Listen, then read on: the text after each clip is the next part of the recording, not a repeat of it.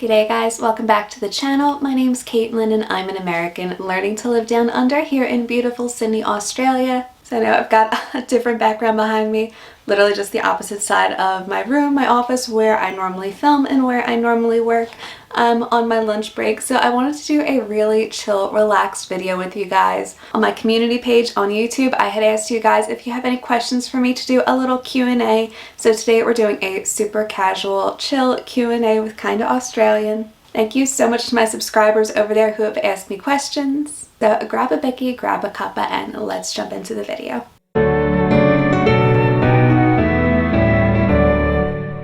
First one from Vanessa Morris. Thanks, Vanessa. I'd love to know if you've ever had any funny situations of asking for something here in Australia and people not knowing what you were asking for. So luckily, I haven't had this happen too much. The one time it did, and I felt not quite embarrassed, but a little self-conscious about it, was, so don't come at me for this, I was at a Starbucks in Melbourne. I know.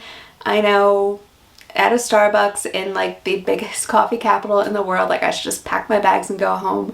But I was at Starbucks and I really wanted an iced coffee, but I wanted an American iced coffee. This was back in 2019. I'd been in the country for maybe a week. And I wasn't thinking iced coffee over here in Australia is completely different from iced coffee over in the States. Over here, it's coffee poured over vanilla ice cream, whereas over in the States, it's just cold drip coffee poured over ice. Normally it has cream and sugar. I just wanted an American iced coffee. So I go up to the counter and I order it, and when I asked for an iced coffee, the woman looked at me like I had 3 heads. She's like, we don't have those here. Do you want like an iced latte, an iced Americano? Like, what do you want? And I'm like, just iced latte, like first thing out of my mouth. Wasn't necessarily what I was in the mood for, but it didn't really occur to me that even though Starbucks is an international chain, they're not going to have the exact same drink in every single place. So asking for an American iced coffee isn't something that they were going to have at the Australian coffee shop. What?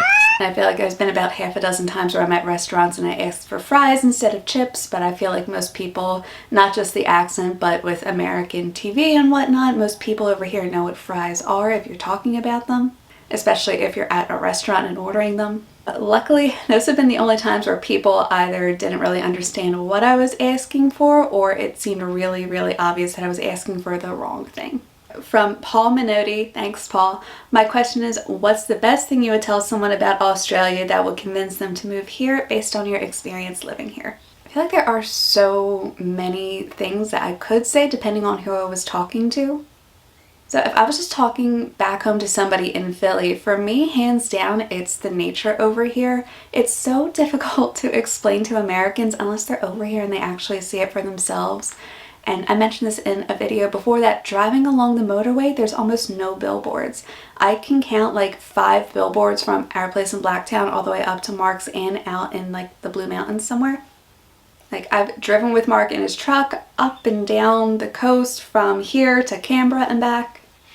And the views here, the scenery here is absolutely beautiful. Driving along the motorways here is nothing like driving along the motorways and the highways over in the States. Yes, you get some scenic areas, but for the most part, you just don't get nearly as many incredible views driving along over in the States as you do over here. And I'm sure this does vary quite a bit from state to state over in the US. I've only visited, I think, 8 states total, which compared to some people I know is like practically nothing. But the nature over here, the fact that it is everywhere, like you walk around, the trees are everywhere, the grass is greener, you see little animals running around, like I see skinks running around everywhere, or at least I did. It's really starting to get cold, so I don't see them that much. But you feel, even in the city, like you are surrounded by nature over here, and it is so relaxing. From Dave Shenfield, thanks Dave, has your outlook on career-based life focus changed since being in Oz? So I can say, overall, like in the broad sense, yes, it definitely has changed. Australia definitely has so much more of a work to live, not live to work lifestyle. And I know for a lot of Aussies, especially those who might not have lived in America before or have only ever lived in Australia, for a lot of them, they've made comments about, oh no, it's still like a rat race over here. It's intense. You feel like you're constantly working. But compared to what it was like over in the States, it is so much more relaxed here. Like, yes, technically YouTube is a part-time job for me and I do treat it as a business. I also have my full-time office job, which I absolutely love.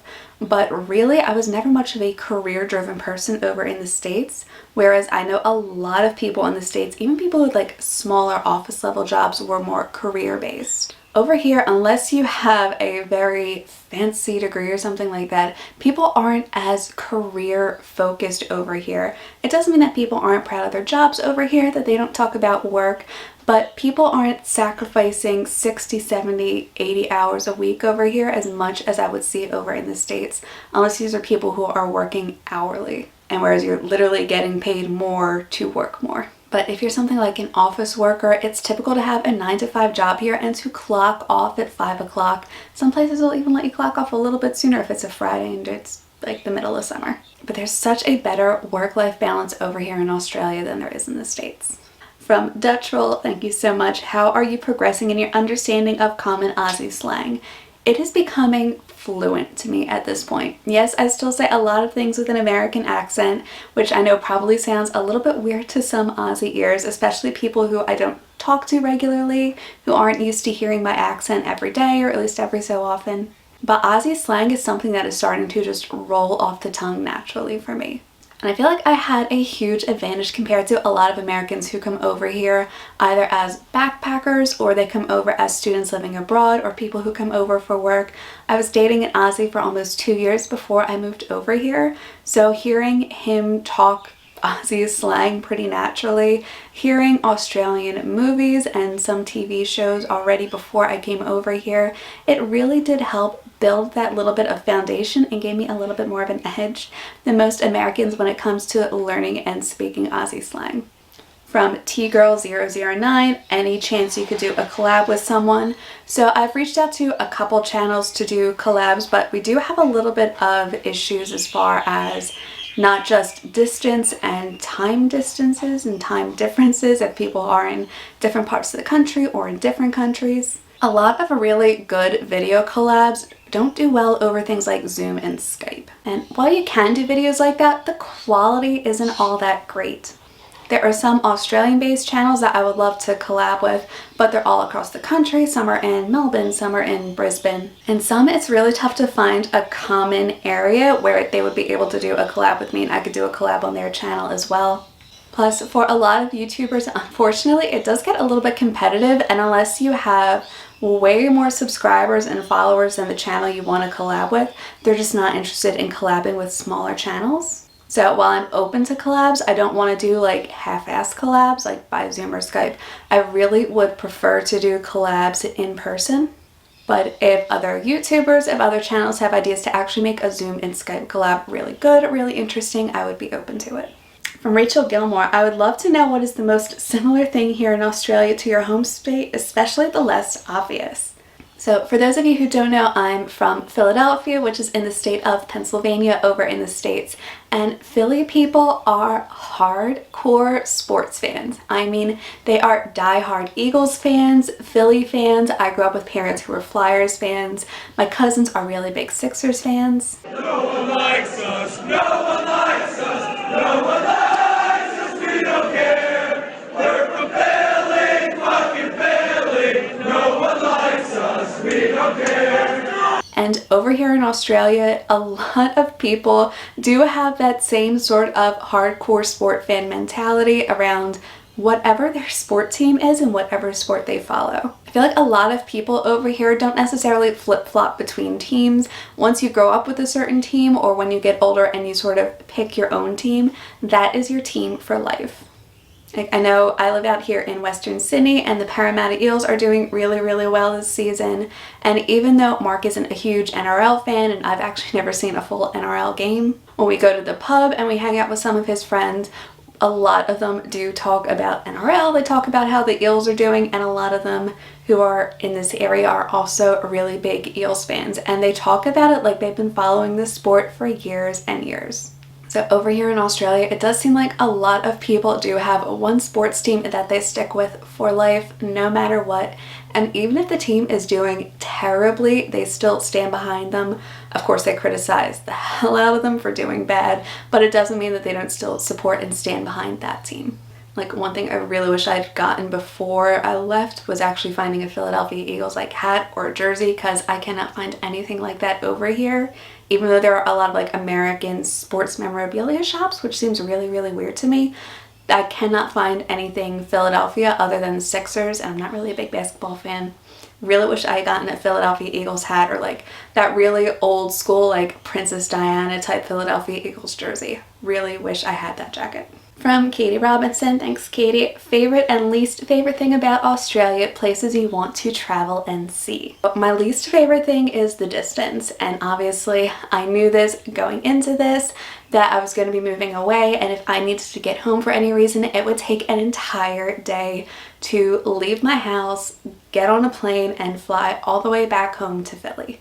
I am really hoping that Qantas does actually follow through with their 2025 plan to have direct flights from Sydney to New York, because it would be so much easier for me to get from New York to Philly than it is to get from LA to Philly or from Dallas to Philly.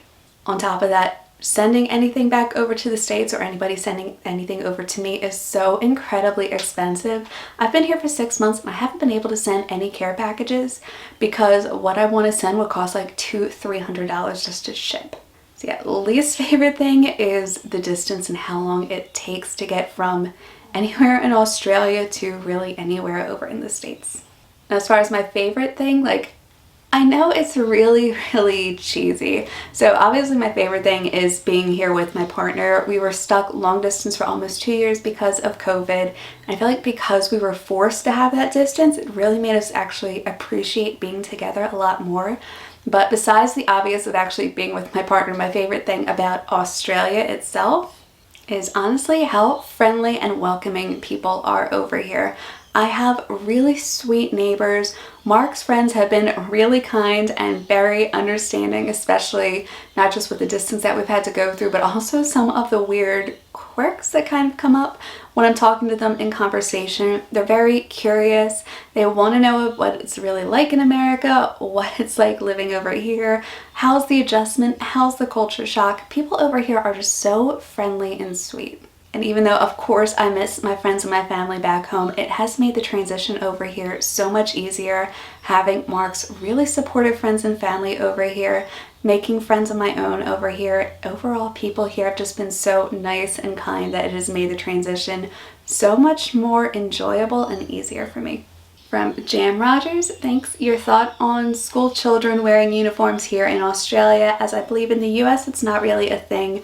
I'm so glad that question went that way, because when I heard school children, like, especially after what happened in Texas this week, like, my heart breaks for those families in Texas. I thought the question was going to go in a very different direction, and I'm glad it didn't, because I get asked that a lot by friends and family over here, and frankly, I'm so sick and tired of talking about it. But as far as school kids wearing uniforms over here, it's honestly something that I don't have a very strong opinion on. I think it's great that they do wear uniforms, whether you're going to a private school, whether you're going to a public school. I do think that it does kind of help prepare kids a little bit more. Because if you think about it, in a lot of jobs, you're either going to have to wear some sort of uniform, not just for retail work or anything like that, but if you're going into, say, a construction job, you're going to have certain gear, certain equipment that you're going to need for the job. If you're going into an office setting, you need to be able to dress most likely pretty business casual. Like, it does kind of give kids a little bit of that early sense of, okay, I'm putting on this uniform so I can go to school and do this thing and then come home, and then I can change into my more casual clothes because I'm home. It does kind of help really prepare them for the real world in that sense. And I really wish I could say that it probably cuts down on things like labels and fashion and whatnot, but in this day and age, really, it doesn't stop a kid from walking to school with a Louis Vuitton backpack, or somebody who's wearing their old backpack that they've had for the last 5 years in primary school that has holes all throughout it. Unfortunately, there's still going to be those discrepancies even with uniforms, but overall, I do like that even in public schools here, kids do have to wear uniforms to school. So if you're liking this video so far, hit the like and subscribe button down below to join our little Amer-Australian family. I post on Mondays and normally Thursdays about the differences between American and Australian culture and the overall process of learning to live down under. And don't forget, I just got a new Discord channel. Check out the server link down below. I also have a PO box set up, and I'm starting to get a little bit more active on my Facebook page. Not too much, but check me out on Facebook and Instagram as well.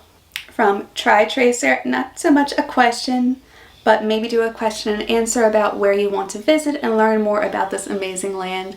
So I want to visit so many places in here. I actually just realized I forgot to answer the second half of Katie's question. Sorry about that, Katie. Places you want to travel and see. So for me, I know it's really cheesy to say like I want to travel everywhere, but I do. From talking to people, not just over here, like talking to friends and family, but from subscribers on YouTube who've given me different places to see, from pie shops in Adelaide to wine regions in the Hunter Valley and wineries along the Margaret River, and go see places in the Outback, come up to the Northern Territory and see what it's like up here, go up to Queensland. I get so much great advice from you guys and I want to see it all. And that's part of the problem, is I really do want to travel around Australia. Like, yes, technically I've been to the major cities before, or at least some of them. I've been to Perth, I've been to Melbourne, I've been to Hobart. Obviously, I live in Sydney. But even the places I've been before, I would love to visit again. It feels like Australia is so similar to the States in that sense, in that it is such a large area that you could be here for years and still never really see it all. So I have a friend who lives up in Brisbane. I'm really hoping to get up there by the end of the year to see her. I would love to be able to spend a week with Mark down in Hobart. It's such a cute, nice little area. I know, so I'll post her up here, Ashley Faye Vlogs. She's an American who is studying in Hobart right now. Go check her out. I love her channel. She shows you all of the cute little coffee places in Hobart. And I'm hoping, like, fingers crossed, this is one of those things where I'm like, will I do it or won't I? Let's see. But I'd love to get my motorbike license, and after having a full license, I'd love to get a nice little touring bike and ride from Sydney all the way down to Melbourne and then go along the Great Ocean Road with a GoPro strapped to my helmet so I can get like this full amazing view, do a couple of beautiful vlogs out there. It would take a couple days and I would absolutely love to do that trip. So that is like on my new Australian bucket list. From Traveling Man, thank you. How does it feel driving on the left side of the road in a right-hand drive car? So I haven't really driven yet. I drove for like 5 minutes in Mark's Ute before it broke down, but it was on one of those like abandoned stretches of industrial park on a day where everything was closed. But I've been a pillion on Mark's motorbike on the other side of the road, and it's been kind of tricky to get used to everything being on the wrong side of the road, because for me in my head I automatically think of jumping on the right hand side. So if I'm on a bike with Mark and he gets in the left hand side, for me it's like, wait, oh no, that is the right side, that is the right side, it's okay. And believe me, it's not a matter of like not trusting my partner's skills on a bike. Mark is actually a pretty great rider and a great driver. But for me, my mind instinctually goes to the right-hand side of the road. So when I first got over here, the first couple weeks especially was a little bit confusing. When we still had our Ute, I kept almost getting into the wrong side, but I haven't actually driven on the left-hand side of the road yet. That is something I'm going to have to learn at some point in the future, something that I will hopefully get used to. But for now, I'm just glad I'm not getting in the wrong side of the car anymore. To me, that is a huge step. Eventually I'll get to not driving on the right side of the road. From Dave Oz, thanks Dave, have you had a snag from Bunnings yet? So this is probably going to offend a few Aussies. I have, and it was a completely, literally forgettable experience for me. And I'm not knocking Bunnings snags. It tasted just fine. It tasted like a sausage.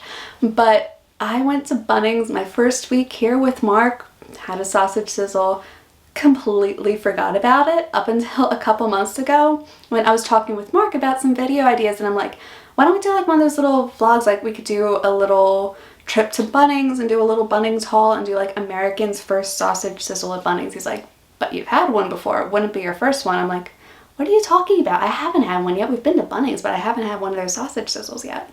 He's like, Kaitlyn, You have your first week here. Do you not remember? I swear on my life, I did not remember that up until a couple days later when it hit me. I'm like, oh my God, he was right. I did. So yeah, unfortunately, it was a literally forgettable experience for me. So on that note, I'm gonna go pack my bags. From Sean, thanks. Differences between US and Australian elections. There were so many differences. Now that the election is finally over and I've fully been able to take in what it's like seeing an election over here compared to seeing an election over in the States, it's so much more calm here. Like, unless you're really watching the news or really watching YouTube channels that are politically focused, you'd almost never know that there was an election over here in Australia. Whereas over in the States, they start campaigning a year and a half, even 2 years before the actual election. I'm sure in the next like 6 months, you're going to start hearing about people who are going to start running for president over in the US, even though the election isn't until 2024. Whereas over here, it's like everything is just done and dusted in less than 2 months. Seeing the election over here in Australia was so much more calm and a little less intense and dividing than it was over in the States. From Ian Peel, thanks. Do you like sausage rolls? Yes, I do, but some of them are really bad. I love really good sausage rolls that have like good quality meat and a lot of spices and that really flaky pastry. You can get some amazing sausage rolls at bakeries. The ones that I really don't like are the ones that are so onion filled that you could barely taste any meat in them. The ones where you can barely taste any spices. Everything is kind of just mushed together and you get onion with a little bit of like meat juice flavoring to it. Those I really do not like. I'm not a fan of like the 7-Eleven sausage rolls. I really like the ones from bakeries. Some of the frozen ones I've had taste funny too. Overall, they're very hit and miss, but if you can find a good sausage roll, they are good. And the last one from Warhead Records Oz, thanks. Why did you leave the US? So if you're a longtime subscriber of this channel, you've probably heard me talk about my partner Mark before. Mark is Australian, born and raised, true blue Aussie. We met before I came over here on holiday in 2019. So we met and we decided that I would end up moving over here on a prospective marriage visa. Obviously there were issues and delays in this whole little global pandemic that lasted for about 2 years. So we were long distance for about 2 years, but I moved over here to Australia and left the US because my partner is Australian. And when you're in an international relationship, you guys really have to sit down early on and make the decision where are you guys going to move. Is one person moving to the other person's home, or are you guys going to pick a totally different third party, different random place to live where neither of you really have any roots? So for us, we decided to make the decision that I would move over here to Australia. And it doesn't mean that we are completely closed off to the idea of ever going to live in the US, but right now that is definitely not in our plans. It's not in our future where we see things right now. But that is why I left the US, because I fell in love with an Aussie. So that's it for this little Q&A, you guys. Thank you so much for your questions. Thanks for watching. If you enjoyed this, hit the like and subscribe button down below to join our little Amer-Australian family. I post on Mondays and normally Thursdays about the differences between American and Australian culture and the overall process of learning to live down under. My name's Kaitlyn and I'll see you in my next video. Bye!